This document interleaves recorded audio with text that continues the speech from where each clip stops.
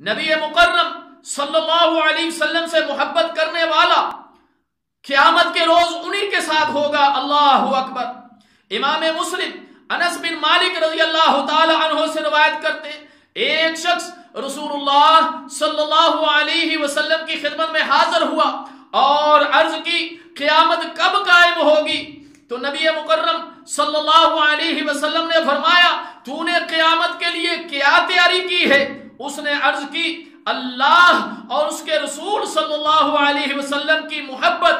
تو نبی مکرم صلی اللہ علیہ وسلم نے فرمایا بے شک تو اسی کے ساتھ ہوگا جس کے ساتھ تو محبت کرتا ہے۔ اللہ اکبر۔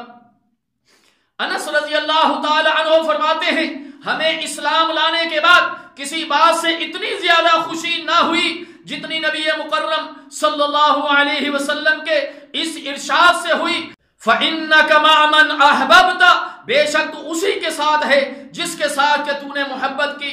صحیح مسلم۔ رسول اللہ صلی اللہ علیہ وسلم پر جان نچھاور کرنے کے جذبات سے اپنے سینے کو لبریز پانا چاہیے۔ ابو دجانہ رضی اللہ تعالی عنہ نے رسول اللہ صلی اللہ علیہ وسلم کے سامنے اپنے آپ کو ڈھال بنا دیا، نیزے ان کی پشت پر پیوست ہوتے رہے لیکن وہ رسول اللہ صلی اللہ علیہ وسلم پر برابر جھکے رہے یہاں تک کہ بہت سارے نیزے ان کی پشت میں پیوست ہو گئے۔ سیرہ نبویہ۔ اللہ اکبر۔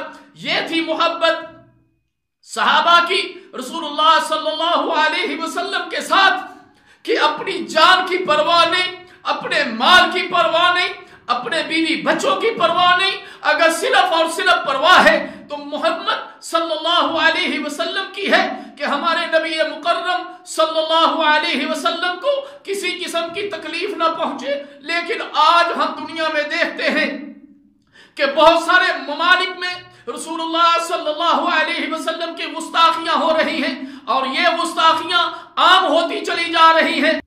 آج اگر ہم یہ چاہتے ہیں کہ ہمارا ایمان مکمل ہو جائے تو اس کے لیے ہمیں رسول اللہ صلی اللہ علیہ وسلم کے ساتھ جس طرح آج ہم زبانی محبت کرتے ہیں ہمیں قلبی محبت بھی کرنی چاہیے، عملی محبت بھی کرنی چاہیے۔ ہمارے لیل و نہار، ہمارا اٹھنا بیٹھنا، ہمارا چلنا پھرنا رسول اللہ صلی اللہ علیہ وسلم کے طریقے پر آ جائے۔ ہماری خوشیاں غمیاں اور ہمارے دنیاوی معاملات جب تک رسول اللہ صلی اللہ علیہ وسلم کے طریقے پر نہیں آئیں گے اس دل کے اندر رسول اللہ صلی اللہ علیہ وسلم کی محبت نہیں آ سکتی۔ میرے محترم دوستو، ہماری نماز اللہ کے رسول صلی اللہ علیہ وسلم نے فرمایا صلو کما رأیتمونی اصلی، نماز اس طرح پڑھو جس طرح محمد رسول اللہ صلی اللہ علیہ وسلم کو پڑھتے ہوئے دیکھتے ہو۔ اور حج کے بارے میں فرمایا خذوا عنی مناسککم، تم مجھ سے حج کے مناسک کو سیکھ لو۔